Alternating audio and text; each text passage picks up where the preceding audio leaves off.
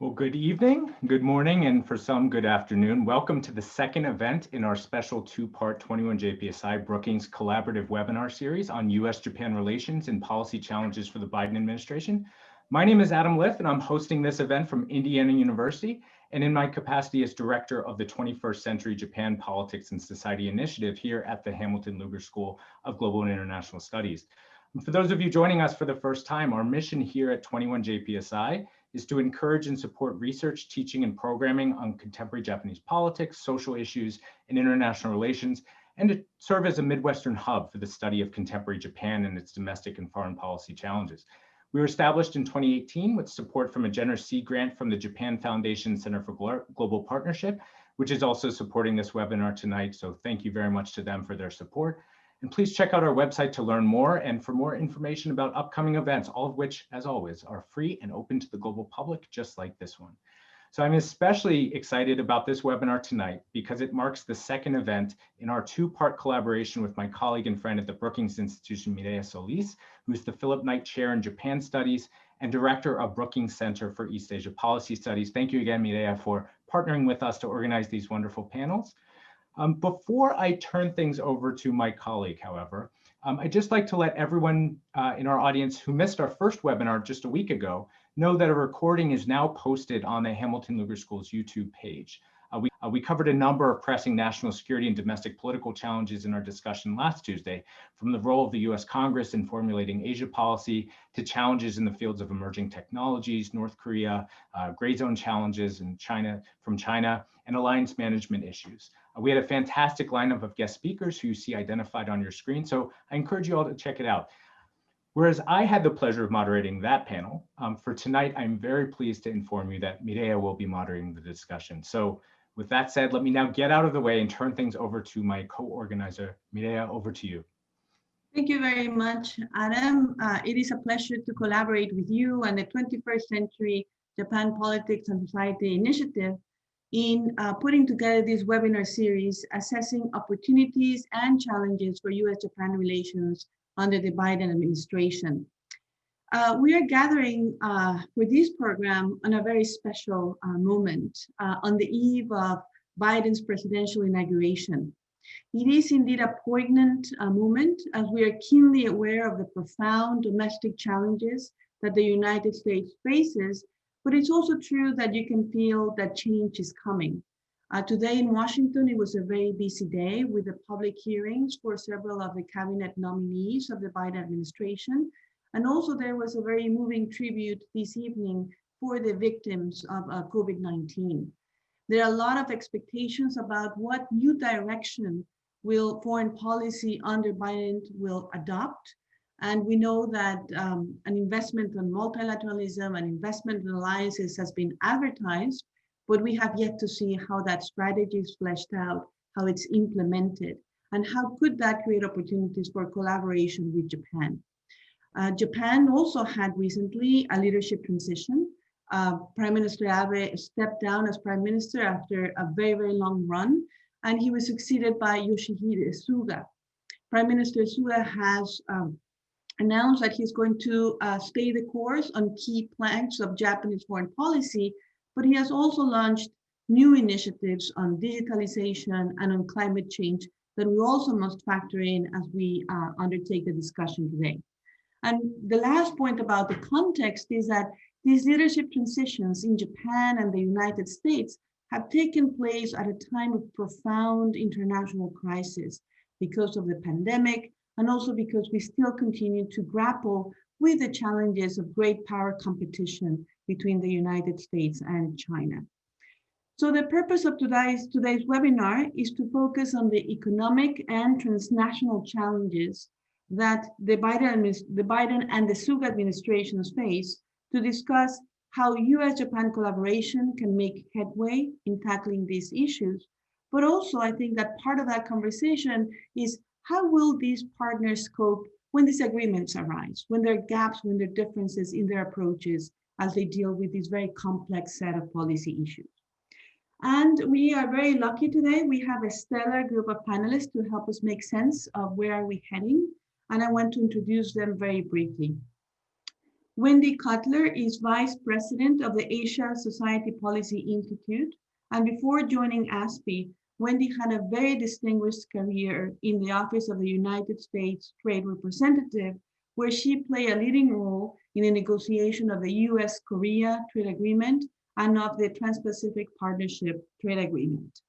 Wendy will discuss trade policy, including the US-Japan bilateral agenda, how to address the China challenge, and the future of a comprehensive and progressive TPP. After Wendy, we'll hear from Saori Katada, who is professor at the University of Southern California, and she's the author of an excellent book on Japan's new regional reality, which just came out a few months ago, and I highly recommend. Saori will address current challenges and prospects for deeper US-Japan cooperation on infrastructure, finance, and regional connectivity. I'm also pleased to introduce Yves Tiberghien, who is a professor at the University of British Columbia, and he's a very prolific writer and has recently completed a book on the COVID crisis and the East Asian paradox. He will touch on the impact of COVID-19 on Asian geoeconomics, with a focus on prospects for US-Japan cooperation in addressing global health and economic crisis. And I'm also very pleased to introduce Jane Nakano, who is a senior fellow in the Energy, Security, and Climate Change program at CSIS. And Jane will discuss US-Japan cooperation on climate change and pathways to carbon-free societies. So I've asked them to offer some initial remarks, then we'll open a conversation, and I want to bring all of the audience and have very active Q&A, so please send us your questions. You can use the Q&A button in the Zoom platform. So with that, Wendy, may I ask you to start with your remarks, please? Well, thank you very much, Mireya and Adam. I am honored to join my fellow panelists and to be with our viewers, as Mireya explained, on a really special evening, the eve of the inauguration of President Biden. It's a time when the United States is facing a lot of challenges, but it's also a really exciting time. And for me, I really look forward to the United States getting back on the global stage and working cooperatively with our partners and allies, including Japan, to achieve accomplishments in a whole range of areas.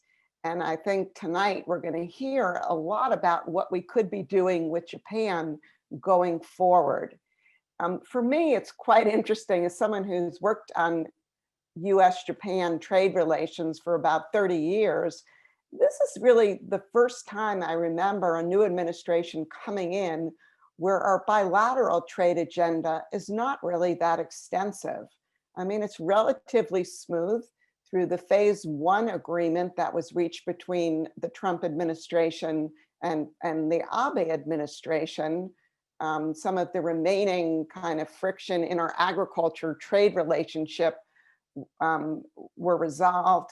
And while there are some remaining bilateral irritants in areas like pharmaceuticals and services and autos, I think these issues can really be addressed bilaterally without the need of a big new bilateral negotiation. I know the Trump administration had agreed with Japan to launch a phase 2 negotiation, but frankly, that negotiation never got off the ground. And it seems to me that both sides kind of lost interest in that negotiation. So what this means is that the United States and Japan, I think, have a tremendous opportunity to work together on a number of regional and global trade issues that are facing the world and facing different parts, different capitals in the world. And what I'd like to do is kind of go through some of those challenges first, and then talk about what the US and Japan can do together in each of these areas. And I would just emphasize that for the Biden administration, one of the distinguishing features from the Trump administration will be the commitment on behalf of Biden and the expert team of cabinet officers and sub-cabinet officials he's bringing in to work with our allies and partners and through international institutions and international groupings to address challenges. And of all our allies and partners, Japan's going to be towards the top of that list. And I think we're really going to need to rely on that US-Japan alliance in the economic area to really make headway. I'd like to just first highlight kind of 5 challenges, and then again, I'll get to how the US and Japan can work together in each of these areas. Mireya mentioned the first already, and that is really the China challenge. And in the trade area, what we're talking about are unfair trade practices. We're talking about cyber theft and IPR theft. We're talking about just the whole state-led economic model where state-owned enterprises are prevalent and all types of financial assistance are given to these state-owned enterprises, which then compete internationally on an unlevel playing field with private sector companies from the US and other countries.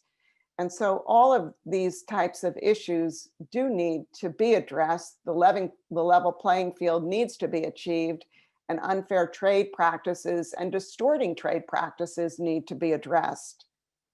Second, I'd like to just note the World Trade Organization, that really the core of the rules-based global trading system is in crisis now. This has been building up for a while. The Trump administration didn't help by disrupting many aspects of the WTO. But with respect to negotiations, with respect to dispute settlement, with respect to monitoring, and with respect to governance, the WTO is in a very difficult position.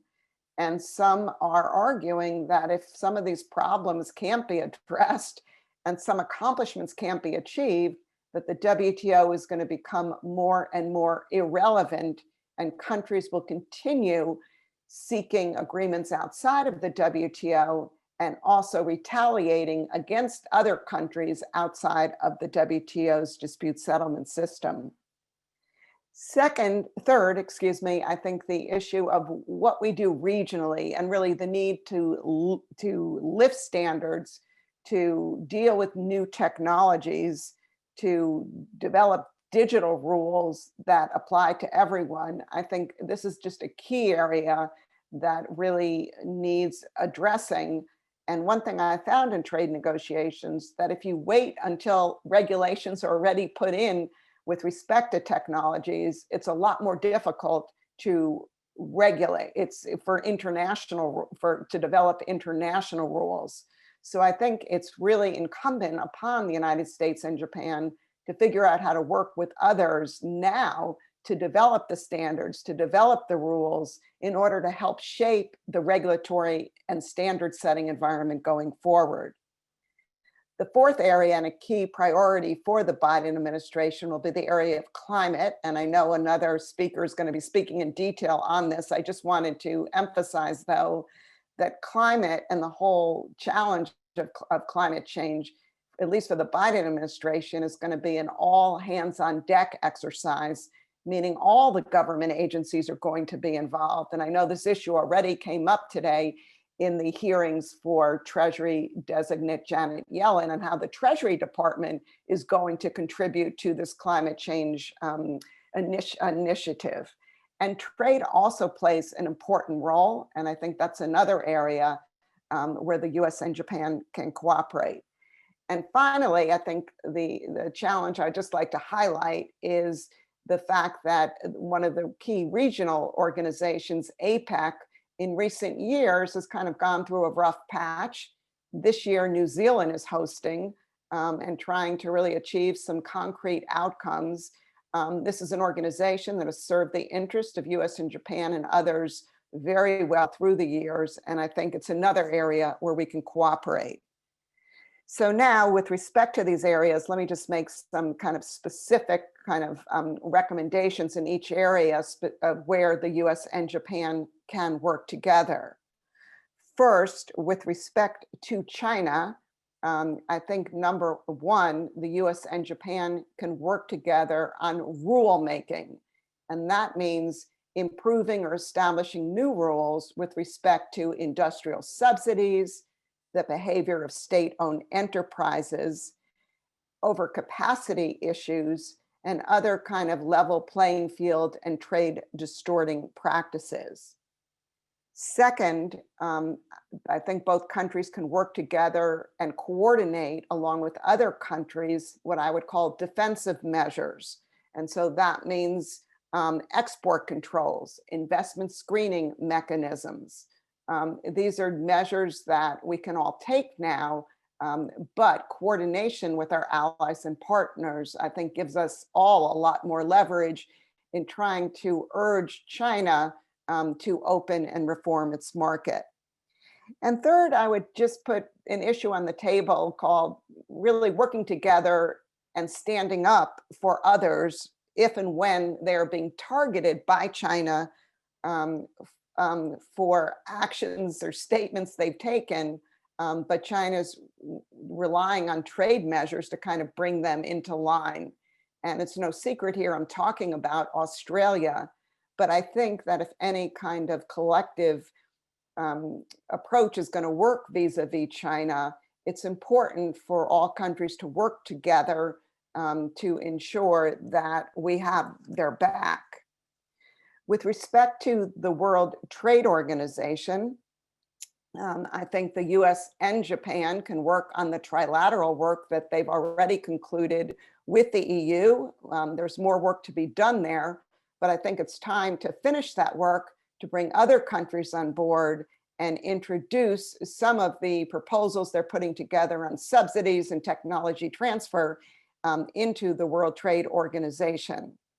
In addition, I think both sides can work together to try and advance the e-commerce negotiations that are taking place in the WTO.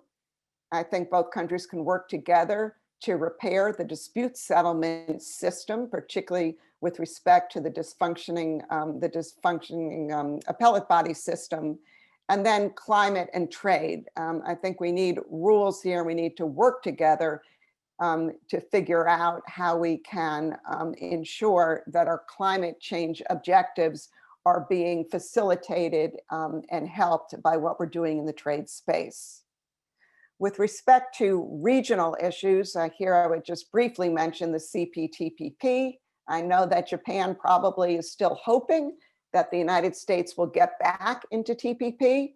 I don't see that happening during the early part of the Biden administration. I don't rule it out from happening later, but I'm not terribly optimistic.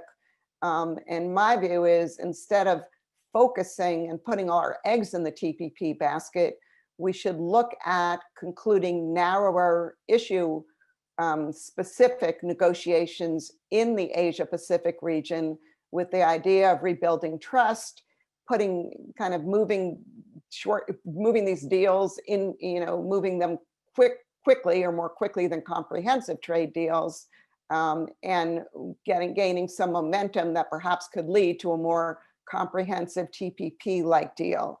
And the issues of digital trade, climate change and trade, and medical supply chains come to mind there.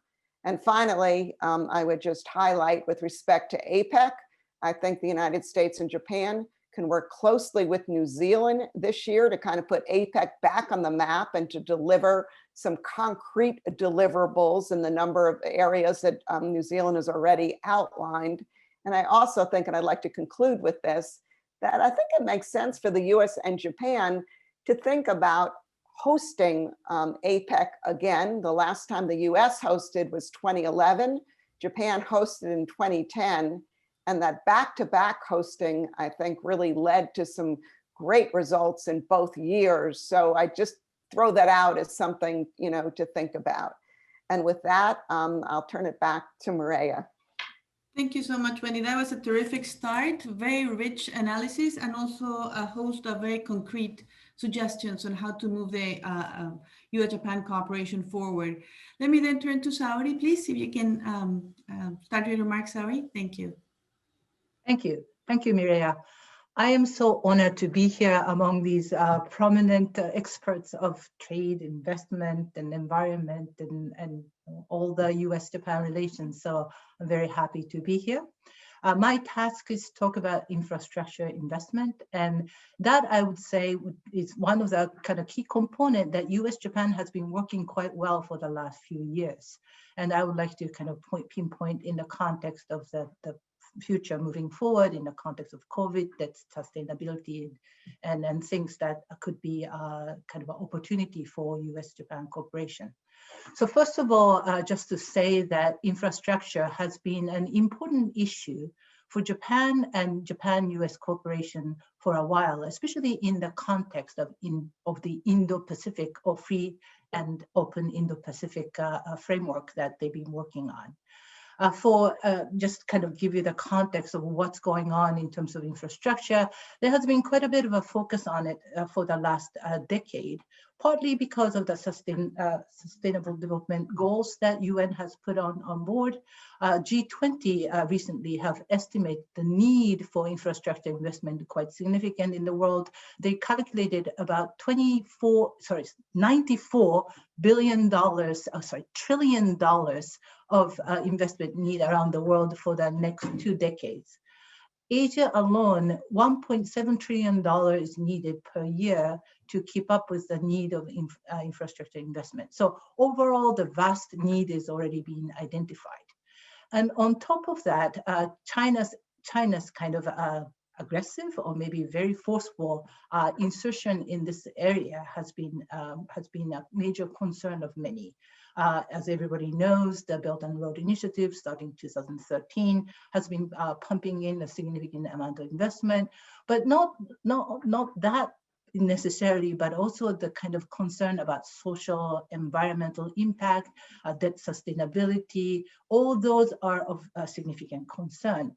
Kind of in response to that, or at least my argument is kind of following Japan's actual tradition of really looking at investment as a major feature of development and growth. Japan has put its foot down, I guess, in some ways in relation to that infrastructure investment by putting forward a partnership of quality infrastructure investment starting from 2015.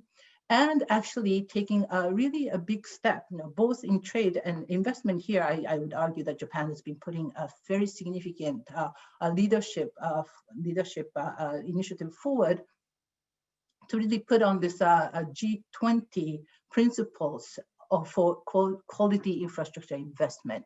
So this was at the time of Osaka summit about 1.5 years ago, or almost 2 years ago in 2019, to insist on social, economic and environmental impact of infrastructure investment, good governance, life cycle cost, debt sustainability, and so on.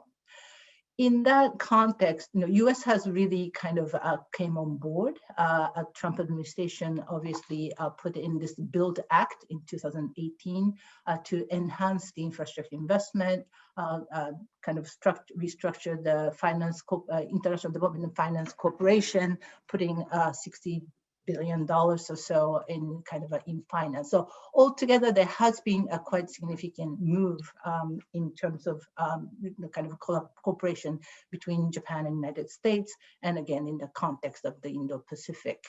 And finally, recently, about a year and a little bit ago, they have United States, Japan, and Australia came together and established this Blue Dot Network, where it's called the Michelin Guide for Infrastructure, basically, where you kind of certify quality of infrastructure project so that it could be transparent, the management will be transparent, it will be that's sustainable, social and environmental impact, and so on are calculated into this kind of plan. So altogether, there has been a very significant movement going on in the last several years, a few years, already in this area between Japan and United States.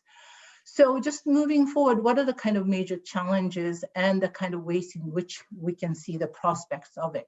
So there are three major challenges, again, given also in the context of COVID. The first challenge, obviously, is the challenge of China and its way of investing in infrastructure and the kind of way in which they foresee their connectivity and massive investment as a strategic advantage. So that kind of challenge of China is definitely one element. But at the same time, I would argue that there will be challenges will be not only about China, but about actually the bankability or commercial viability of these infrastructure projects. There is a significant kind of a fund out there in the world, which is fueling the stock market and all these institutional investors. And these funds could be transferred into a very productive investment in infrastructure if these projects can be made commercially viable, bankable, with good result, good governance, transparency, and so on. So that's really a major challenge, so that that kind of fund can be translated into more productive funding for the infrastructure, especially for developing world and also the developing and emerging market economies. And finally, the third challenge would be the COVID environment.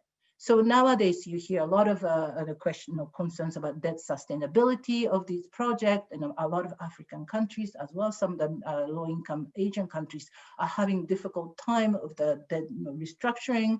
All these would be really a major challenge, but at the same time, this could be a kind of opportunity. So let's think then, to conclude, about the prospect of US-Japan kind of collaboration. I totally agree with Wendy and her main discussion about the rule making and rule setting, very important in infrastructure. So again, this blue dot network is a one step. Obviously the principle for the quality infrastructure investment is really an important one, and Japan and US should really work closely together to maintain that level of quality for infrastructure. At the same time, again, this kind of infrastructure investment should be an engine of growth after the COVID. There be a lot of questions about fiscal challenges, the debt sustainability, but if you flip the side, this could be an engine for growth, both for the developing countries and the emerging economies, but as well as the advanced ones with kind of very productive use of funding. So for Biden administration, I would really like to see this kind of Build Back Better economic recovery plan that Biden is pushing forward could be internationalized in the sense that it could be available, that many of these global need for infrastructure could be part of that plan on one side. And for the Suga administration, I really would like to see Japan stick to this high standard global rules and Japan to be the champion of it.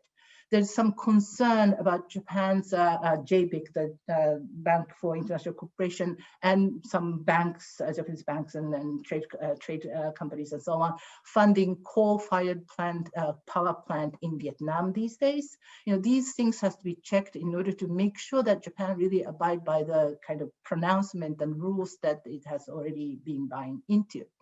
So altogether, rule setting will be very important, and I hope that China could be engaged. China definitely signed on to this global G20 principles, so it should be the one that really define the rules. And it's been, China itself being concerned about debt sustainability. Now I hope they will come around and buy into these principles in full force, so that at the end of the day, the rules will be the kind of race to the top, that quality rules prevail rather than the race to the bottom. So I will stop here and thank you.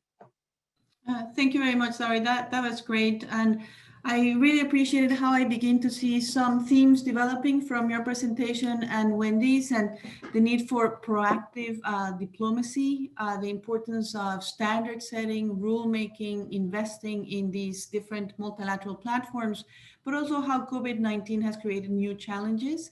Many governments are promoting economic revitalization, and therefore that means that the disciplines that we have on international subsidies are going to become more important. And also with the area that you were covering, infrastructure investment, the question of debt sustainability has also become front and center.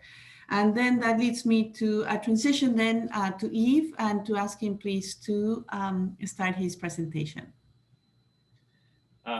Great. Thank you, Mireya, and thank you, colleagues. It's a great pleasure joining you here in Washington and Indiana. I'm joining from Canada. And I can tell you that even here in Canada, in a pretty remote area, the only topic that people are talking about is when is January 20? Is it January 20 yet, right? We have 16 hours left. This is a historic moment for the US, but for the whole world. And usually, Americans don't know too much about Canada, but Canada knows a lot about the US, and we are deeply, deeply impacted by everything. So my brief is to talk about COVID and in what ways did the COVID-19 shocks, multiple shocks of 2020 impact Asian geoeconomics, and what impact, challenges, and opportunities this presents for US and Japan. So I'll start with 5 takeaways from COVID-19, the crisis, and related challenges. And then I'll move to how the US and Japan now have a big open space to do a lot of things about it. So first takeaway, East Asian countries really punched above their weight. And I would include here Australia, New Zealand, so Oceania, as well actually as Fiji and a few others. Their health policy response is astonishing, right? If we just take the aggregate measure of total COVID-19 deaths per million on January 15, we have on the top of the scale, Slovenia at 1,500, Italy at 1,345, the UK at 1,288, and the US number 4 at 1,185, almost 1,200 deaths per million. When we look at Asia, the highest number we get is 93 for Indonesia, 90 for the Philippines. Japan is just at 33 deaths per million, Korea 24, Malaysia 18, Singapore 5, New Zealand 5, China 3, Thailand 1, and the 3 winners are Mongolia at 0.6, Vietnam at 0.3, and Taiwan at 0.3 deaths per million. So clearly, what happened in all across Asia, actually, whether authoritarian or democracies, was high institutional preparedness and reactivity in terms of health public policy, competent and centralized management that put health specialists in charge without politicization, and generally high social cohesion with respect to public health measures. So that's the first big takeaway. There's a lot to learn and a lot of potential cooperation. The second big takeaway, and that's a challenge, as a result of effective health responses, East Asia is bouncing out of the COVID-19 crisis faster than any other region. According to the latest data from the Asian Development Banks, what we find is that Northeast Asia as a region, except for Japan, is the only region that will end 2020 with positive growth, plus 1.6, and will have a bounce back of 7% in 2021. China and Vietnam are the 2 winners, both finishing officially with 2.3% the year 2020 and expecting big bounces in 2021. Japan was hit with minus 4%, 5.4% in 2020, and will have a slower recovery of plus 2.3 in 2021. So what we learn here is COVID-19 is an asymmetric shock that has accelerated the relative rise and regional integration as well of East Asia, including China, and in fact led by China, Vietnam, and Taiwan in the front league. Third takeaway, 2020 was marked by the failure of major institutions of global governance, particularly the G20, the G7, which hasn't met, the UN Security Council, which was fractious, the WTO, as we heard from Wendy, and partially at least the WHO. So there's a lot of repair work to do here. This was connected both to the Trump administration's turn away from the global institutions and, of course, to the US-China tensions and China's actions. Fourth takeaway, regionalism picked up some of the slack in governance during this period, especially in 3 regions, East Asia, Africa, and Europe. Europe only after July. The 2 most significant institutional advances of 2020 may well be the conclusion of RCEP, the Regional Comprehensive Economic Partnership, among 16 Asian and Oceanian countries in November, and the EU-China Comprehensive Agreement on Investment that was signed on December 30th. One may also note that there was convergence in lending programs related to COVID by both the Japan-led ADB, Asian Development Bank, and the China-led AIIB. It's not new for the ADB, but it's very new for AIIB. And literally, they have the same list of top recipients. Among the 5 top recipients for both banks are India, Indonesia, Kazakhstan, and Philippines. And fifth takeaway, the COVID-19 crisis has clearly accelerated the shift to digital technologies and also a mobilization around a green economic transformation. So something very striking in Asia was the net zero pledges made literally in the same months by Japan for 2050, by Korea by 2050, and by China by 2060. So that opens the door to cooperation, but also intensified competition for dominance of the green economy that may emerge and dominate from the 2030s onward.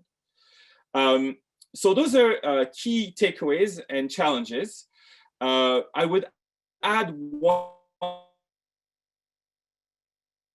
Japan, the US. Clearly, the scene in security and in political economy is different.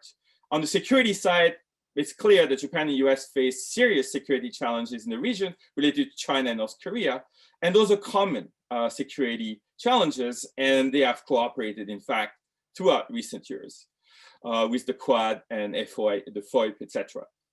However, on the political economy side, Japan is deeply rooted and committed to the entirety of the liberal international order, which includes global economic institutions, rule of law, democracy, and human rights. And so there is with this, under this umbrella, quite a bit of repair work, which means also a lot of space for cooperation now that the space is completely open with the Biden team. So a final challenge that's worth mentioning, since we haven't mentioned it, is that the Suga administration faces a difficult term, in the sense that Prime Minister Suga only has a 1-year term until September. And he has to either call for an election and win it by the summer, or win the LDP election otherwise in September. So there is a need for Suga to focus on short-term delivery. So what are, in this context, potential US-Japan priorities for cooperation? And my list echoes to some extent Wendy's list. Of course, coming out of COVID, the first item is health policy cooperation. And first of all, probably cooperation on reforming the WHO in the wake of the US return to the organization tomorrow, I guess, which is great news for the world. Second would be a joint strategic vision for buttressing, supporting the liberal international order together as the 2 most powerful countries in this order. Third, the WTO is very important. Japan is very attached to the idea of rules-based order and rules-based trade order, including having a functioning adjudication mechanism. So I think that it's a top priority for Japan to find a way in the short term to reform and repair the adjudication body, the appellate body, to ensure the return of the US to that body and the functioning of that body. And then next is all the other challenges, that is to reform the WTO regime itself when it comes to subsidies, tech transfer, and all this, which will take enormous work among the allies and eventually negotiations with China. Fourth, in a time when there is intense industrial and tech competition with China, clearly there is a need, including in the US. We see calls in the US for innovative industrial policies to advance innovation and competitiveness in the US. And there's room for enormous cooperation here between the US and Japan. Fifth is cooperation on digital governance to advance the Osaka track data free flow with trust that started in 2019. And by the way, which was signed by China at the G20. That was a big victory for Japan. but not signed by India, Indonesia, and South Africa. And there's so much flesh to put on the bone, and this is very, very important. 6 will be cooperation on green technology and planning for a green economic order in the 2030s that is not dominated by China. And therefore, with the Biden administration putting climate change and green technology among the top 4 priorities of the administration, there is an enormous space for cooperation. And then finally, I think there is hope in Japan for US active support for healthier Japan-Korea relations. And I believe this is also a hope shared in Korea. Thank you very much. Thank you very much, Yves. That was very rich, very substantive. And I would like to then bring Jane into the conversation. Jane, already Wendy and Yves made reference to energy issues, climate issues, because they are so central to the US-Japan bilateral agenda and also the global agenda. So we are really looking forward to hearing from you on these topics. Thank you so much, Mireya and Adam, for having me. And I'm actually really excited that all other experts have already mentioned climate as one of the potential highlights in this important bilateral relationship. And in many ways, I mean, the past 4 years, we've seen a lot of talk around energy, but it was much more about hydrocarbon trade, perhaps in the context of energy security, which is, of course, has some great benefit to countries like Japan, which is, generally resource poor. But I think there is great potential to expand this energy relationship to fully embrace climate as a key theme. And as many of you've already mentioned, Biden administration will be looking to rebuild economy, at the same time also tackling climate change. And Japan and nearly 100 other economies have already mentioned economy-wide carbon neutrality pledge, roughly by 2050. There's a bit of a range, but about 100 countries have already announced, and it's very exciting to see the United States under Biden administration will be joining that club shortly.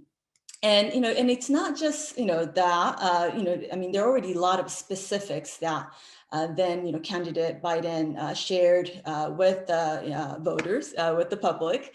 And there's a lot of synergy between what the Biden administration is planning to do and what Suga cabinet has announced, how they want to take Japan's clean energy and climate future. For example, in the area of power generation, there's a great emphasis on renewable energy. And it's a lot of offshore, for example, offshore wind, also solar. And in Japan's case, power generation sector is where is the leading greenhouse gas emitting sector. But in the case of the United States, it's actually transportation sector that emits the greenhouse gases the most. And there, I think the Biden administration is looking to really expand the use of electric vehicles, EVs, and I think that's also auto industry. I mean, auto sector is very key to Japan's economic growth. So there's a lot that the two countries could be doing. And I also wanted to note that as far as and there's also a lot of resource that's already committed to this, or is that the both Biden administration and Suga cabinet are prepared to pour into. In the case of the Biden administration, he back in August, I believe, already announced that this $2 trillion investment plan. It's not just for energy or clean energy technology, but it's part of this broader package that also seeks to build infrastructure that's resilient in the face of heightening climate change threat. In case of Japan, right around Christmas, when a lot of us were a bit distracted perhaps, Japan announced this green growth strategy for 2050 carbon neutrality. It's outlined about 14 different industries that Japan wants to focus as it seeks to, if you will, sort of merge its economic growth agenda with this carbon neutrality vision. So it talks about things like offshore wind, hydrogen, energy storage, batteries, but then also some of the very specific tools that they are looking to deploy or employ, like tax credit schemes, and also some fund to help facilitate deployment of clean energy technologies. And so in many ways, though, I think for both economies, really that the sort of a key strategy as far as greening economy goes is to electrify as much as possible. It's easier to do that in the power sector, but in both transportation sector, also in building sector, try to electrification will be the key. And then the second sort of a half, the important part is to then sort of green those power source as much as possible. I mean, that's really the key, the way, the key approach that both are seeking. In that context, innovation is so important. President Biden during the campaign already said that innovation will be the cornerstone for his presidency. And also Prime Minister Suga has mentioned, as he discussed the Japan's carbon neutrality commitment at his first State of Union, or Shoshin Shome, the Japan's version of State of Union, that innovation or technology innovation will be key to realizing Japan's vision. And it's really interesting. There's so much sort of synergy there, which is very exciting. But I guess in a way, the question, or if you will, challenge to me is whether this bilateral energy or climate cooperation would really sort of stay within this clean energy cooperation or clean energy technology collaboration. Could it actually go beyond that? What I mean by that actually very much relates to what both Wendy and Saori have mentioned, which is, has a lot to do with this, infrastructure and also high carbon, how we're all trying to deal with the carbon emitting, I guess, goods that go around in our global economy at the moment. What I mean by that is, for example, I mean, the Biden administration is very much committed to certainly rejoining Paris, but then also it wants to see a G20 commitment and all export finance subsidies on high carbon projects, and also to see, China stop exporting pollution. And in many ways, I think, some of the what the Obama administration started to work on, such as to really see China stop or rein in its support for coal-fired power plants to many of the developing Asian economies. That's something I think the Biden administration probably wants to really finish up. And in that sense, I think there's a bit of a question mark as to how closely the US and Japan can align the vision or the policies or the approach. The United States already banned public financing for coal projects back in 2013. And in Japan's case, many of the public banks and insurance companies already stopped financing new coal projects in recent years. And also in July, the Japanese government did announce that it would, as a rule, no longer support coal plant exports, except with some with caveats. But as Saori did mention, though, that there is still a deal going on, that is namely this coal-fired power plant in Vietnam, that several Japanese public financial institutions, together with Korean Exim Bank, are planning to finance. And it's, it's a challenge. I think in many ways, the Biden administration would benefit from having Japan fully on board on these coal issues. But at the same time, there's a bit of a regional reality that I think Japan and perhaps Korea also see as reason why they are still trying to have more of a phase out as opposed to sort of a definite end to coal financing. There's this rivalry or competition with Chinese manufacturers of coal-fired power generation technologies. But then I think also, broadly, I think it really is emblematic of this sort of a geopolitical rivalry or competition in Asia that's been playing out in the form of infrastructure development between China and other regional powers like Japan. So yes, climate is important to Suga cabinet. And I think they realize that it's going to be very important if they want to have really good, close partnership with the Biden administration.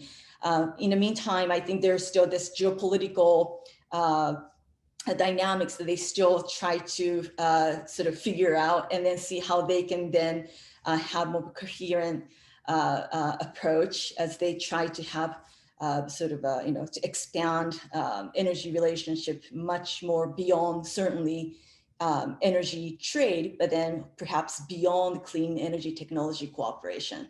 So let me end here. Thank you. Thank you, Jane. That was terrific. It was quite an overview. And I'm glad that you ended on that note on the geopolitics, because now I would like to ask all the panelists to please show your video and unmute yourselves so that you can participate in what I hope is a very robust, lively conversation. Time is running, and I'm going to therefore use some of the questions I had prepared, but also try to mesh them with what we're hearing from the audience, because there are some questions that we have received. And, the first one I want to ask is, Yves talked about how different it is in the security or in the economic track. And I want to talk about when they both converge. And I think that one important trend that we're seeing in the region is that, we talk about the politicization of economic relations, the weaponization of economic interdependence, the rise of economic security, if you will. The idea that more and more governments are concerned with the risks of economic interdependence, and therefore they're adopting more defensive measures. When they mention some of them, like export controls and the screening of foreign direct investment. And, I think that applies not only to trade, but many of the other issues that you were covering, and they impact how investment infrastructure is financed, they impact how these countries tackle transnational challenges as well. So, we think about Asia as a very integrated region because it is, but there are also these dynamics where geopolitics makes an impact. I think it's interesting that the word decoupling has not been mentioned quite so much this evening. I guess in Washington, that's all what we hear. But in general, I think that there is this concern as well, that when these risks of competition intensify, that we may be seeing governments taking measures that encourage or produce some partial decoupling, and where perhaps Japan and the United States do not see eye to eye on how to handle that question. So, broad question to begin with, but what do you think about the rise of economic security in both countries? And what does this portend for regional dynamics?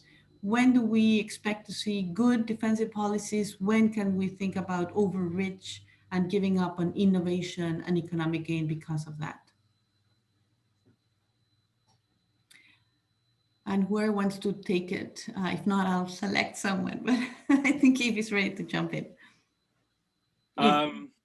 Yeah, so just before COVID, I had the chance to do a few good interviews and discussions in Tokyo about those topics, right? And in general, Tokyo is fascinating because if you talk indeed to security officials, they will go very far on the threats they feel. But the economic officials and others, or in the business community, etc., they will say, so first thing to know, 25% of Japanese export go to China. Decoupling, Keidanren, as told the Prime Minister bluntly, that decoupling would kill the economy, decoupling from China. This is not a possibility. And you hear this broadly across Asia, right? You hear this in Korea. You even hear this in Taiwan. Taiwan still exports 40% of its export to China. And it has gone up by 1 point on the Tsai Ing-wen, despite the going south strategy. That's just the gravity of the economic growth, all about economic growth in China. Of course, there is deep concerns, right? But I guess the Japanese approach has been dual tracking. So separating supply chains, and apparently Japanese companies over the last 2 years have been very fast. We find one group of supply chains that include China for the China market, and then one group of supply chains that has more ASEAN, India, and tries to be have less China content for export to the US in particular. But it's a very pragmatic approach rather than decoupling. And of course, we all know about what came in the budget in the spring. It was not much. It was $2.2 billion US to subsidize companies either moving back to Japan or moving to ASEAN. This was is symbolic, important, but the quantity is small. So we don't yet see an enormous effect. So there is a search for pragmatic response, right, to this problem without a wholesale decoupling. And meanwhile, with RCEP, what I heard from Japanese friends and officials was they thought that they were able to get good concessions from China in RCEP, including on e-commerce, including a bunch of things, and that this was therefore a good tool. So really, Japan is multi-tracking, right? It's managing this positioning, which is difficult, which is in between, and trying to multi-track without a wholesale decoupling. Mm-hmm. Go ahead, sorry, thank you, Yves. So, yeah, I mean, it's fascinating that how things are kind of economic security and so on. And I would like to say that, Japan has always thought of economic as a part of security. Comprehensive security of Ohira in 1979, all those kind of considered economic is a part of the security interest and concerns. But now it's getting much more strategic. And in that sense, I think Japan's kind of really strong policies and strategies to have the rules-based order and rulemaking standard setting is all part of that economic strategy. So it could be used as a way to mitigate the use of weaponizing of the interdependence, which is very important. And addition to that, there's a lot of synergy to be, a lot of benefit, the positive return to be made about interdependence. So that has to be managed through making the rules. So that's first point. Second point I would like to make, and that's my last one, is that I think the reason why this weaponization interdependence is now highlighted is because of the asymmetrical or lopsided nature of the economic presence in the region, especially again the rise of China and kind of a significant size and the power that brings to China. So in that sense too, now talking about U.S.-Japan, U.S. presence is so sorely needed in this region. Decoupling is the last thing that Asia wants, because that really makes that lopsided relationship even more so. Obviously Indo-Pacific, including India, is one way to kind of create less of that kind of asymmetry among the powers, but US presence is quite crucial in this sense.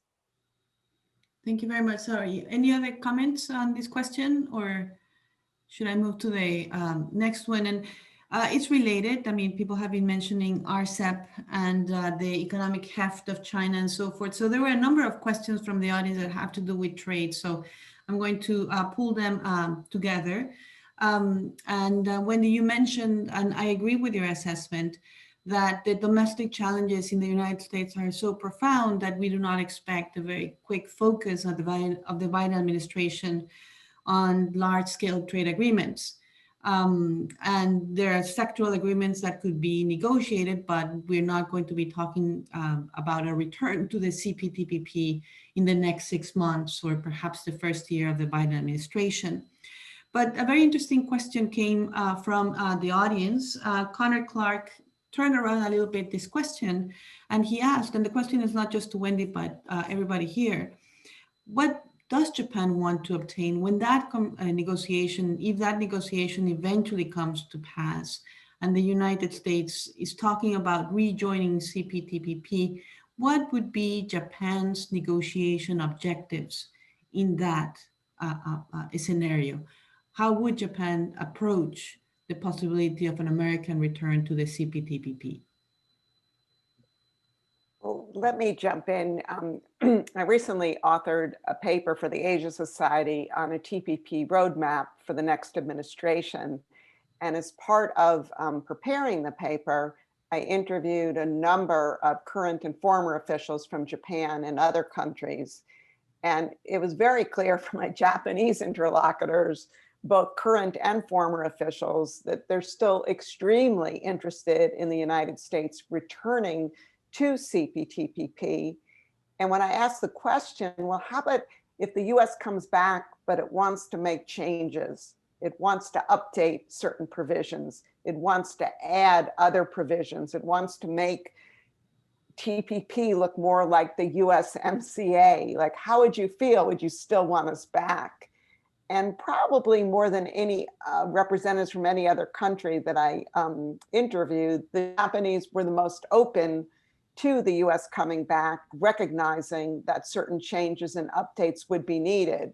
They made it clear, the officials I talked to, that of course they'd have their limits, but they seemed very open to try and finding a way to bring us back and actually leading that effort with other countries as well. And so, that would be my first point. I think, when we look at TPP now, or the CPTPP of 11 members, let's keep in mind 4 of the 11 still have not ratified the agreement. And so it hasn't entered into force for them. The agreement's now over 2 years in place. And we haven't seen any countries formally expressing their interest to join and to accede to the agreement. Now, this might change in the coming months with the UK probably on the cusp of announcing, their interest. We've heard Xi Jinping is positively considering joining CPTPP. And at times, folks have talked about perhaps Thailand or other Southeast Asian countries being interested. And I think from Japan's perspective, if the US were to come in and express interest, that would really provide the momentum for others either to join at the same time as us, like Korea and others, but really kind of expand the agreement, expand its membership in the way that it was conceived early on. So from Japan's perspective, this is an agreement that they're so associated with. I think very much they want those rules and those standards to be the ones governing the region, and to get the US back in. I think they would be flexible and creative. Although as someone who's negotiated with Japanese trade officials for many, many years, I would expect them to be tough at the same time. Thank you, Wendy. And I share the same sense that, Japan is very eager for the United States to come back. But at the same time, the region is not standing still, and there are costs for the US slow return to the region. In the meantime, the CPP has already come into place, and the Regional Comprehensive Economic Partnership was signed. And this has then opened questions about what may be next in the regional trade agenda. And our focus has been the trilateral Japan, South Korea, China as a possible negotiation that may now receive a greater focus. So there was a question also from the audience. I think this came from a student from Indiana University, where they asked how likely is for this trilateral negotiation to take off? And is there a risk of some friction with the Biden administration if Japan is perceived as pursuing trade cooperation with China? I say this in the context of how much commentary the recent EU agreement on investment with China has generated, and the sense that this may undermine allied coordination in dealing with the China challenge. And are we at risk that, because Japan is pursuing these regional trade agreements, a gap could open with the Biden administration who feel that they're putting too many eggs in the China basket or not?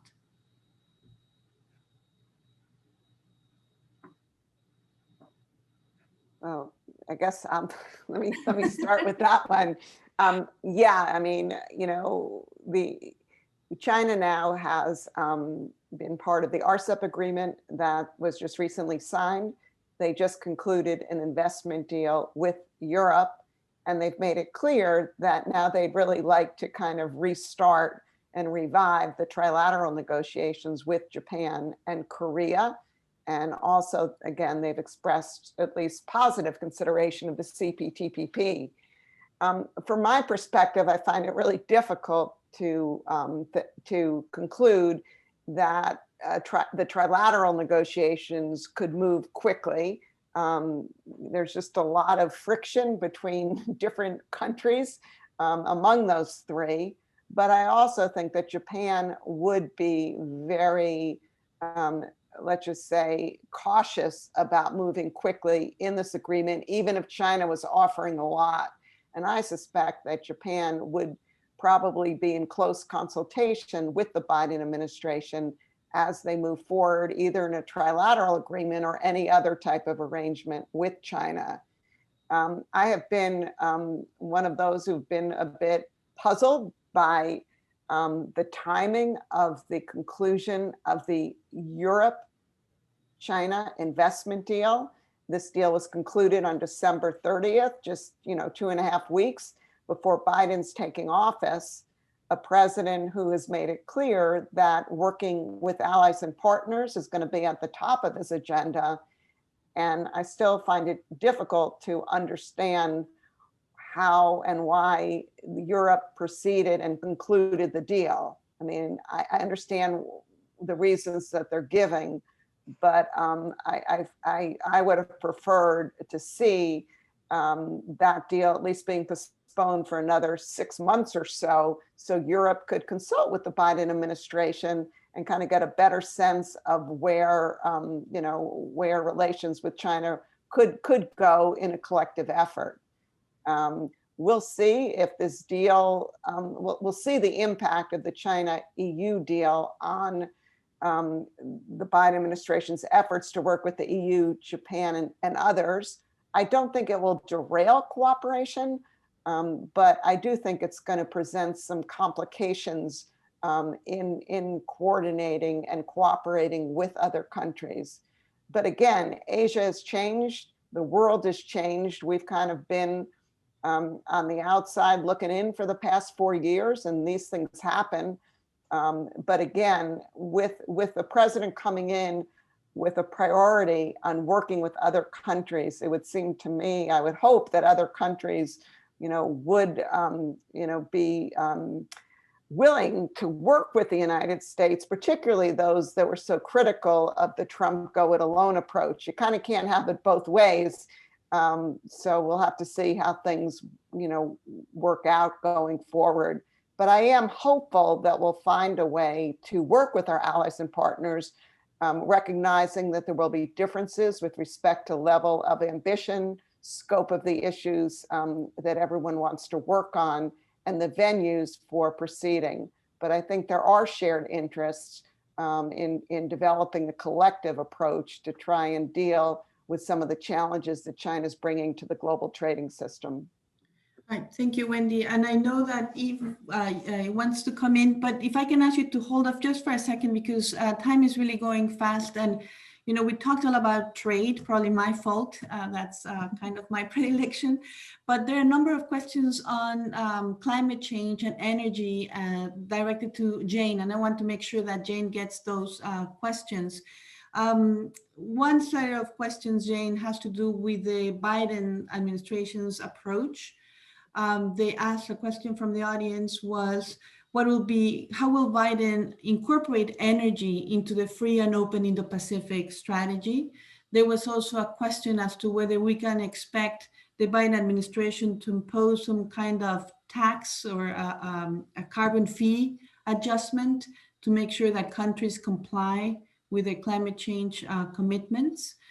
And then I had a question on the Japan side, and those are my questions, Jane, but picking up on something that Yves remarked on, we have a plan to bring Japan to zero emissions by 2050 from a prime minister who faces in the short term an election. So there might be a disconnect in the ability of the Suga administration to realize such a long-term goal.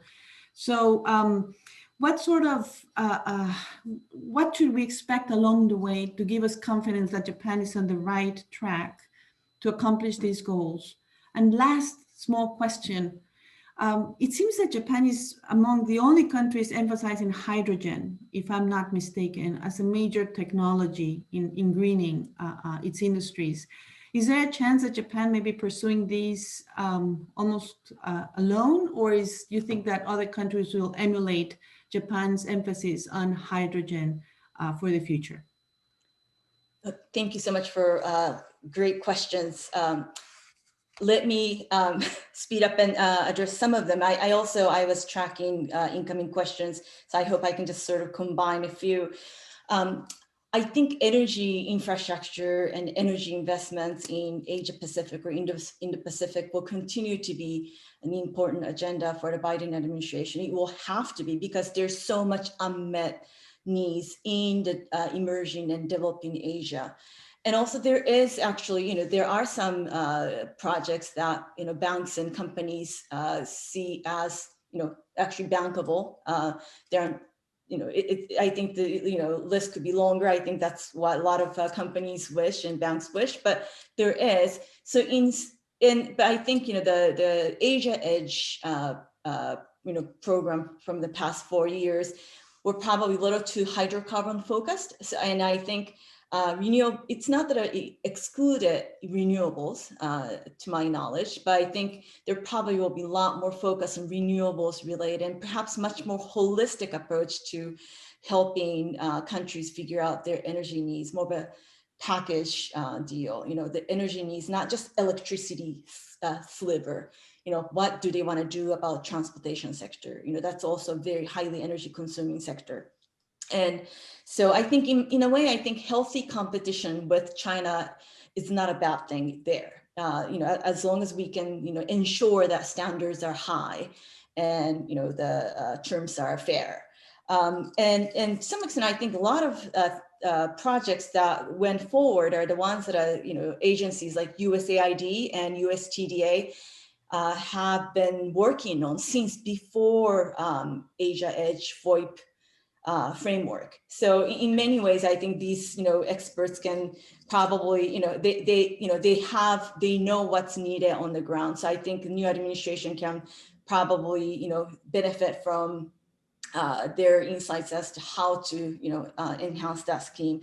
And then the carbon leakage issue, I think that's a very important one. It's much more sort of in a trade arena, but without addressing that, I think it's going to be very hard to, basically closing the loophole. Otherwise, a lot of economies would, rather just, not, adhere to high standards and keep, manufacturing, exporting goods. And so that, I think that's something that will be extremely important in the next 4 years for the Biden administration to address. And of course, already the European Union has approached, and, they have their own, approach that they want to see, how far, other major economies can or cannot quite go along with. So it's going to be really interesting. On hydrogen, I think Korea is another country that's interested in hydrogen. And I think in many ways, yes, it's, Japan's, the degree to which Japan has been emphasizing hydrogen makes them kind of unique. But, the state of California, Japan, I think as far as installed hydrogen facility goes, Japan, California, and I think Europe or EU are very much investing quite a bit in this resource. But of course, the question is, where does the hydrogen come from? Would it come from hydrocarbons, or could they be, produced from renewables? So there's still a lot that needs to be talked about its impact on the full sort of supply chain. So importing already sort of a I guess fossil fuel based hydrogen from abroad, I guess, under the current understanding that may count as a clean energy, but perhaps not. And I think it probably, relates to this whole trade, new, climate related trade rules quite a bit. And quickly, if I may, I think someone asked about the adaptation, if Japan and US can work on it. I think the person also asked about, I think, climate migration. It's an extremely important issue. but I think there's still very little that's been done in a very systematic way. And then maybe that's one of the places where countries like Japan and Japan, which has done quite a bit through ODA, can perhaps come up with some sort of idea and work with the US and other economies. So yeah, certainly climate adaptation as well as mitigation will warrant both of these, both US and Japanese attention and a lot of resources. Great. Well, thank you so much, Jane. And unfortunately, we are out of time. And Yves, I really did want to come to you and hear to your comment. You have something that you want to say very briefly before I turn things over to Adam?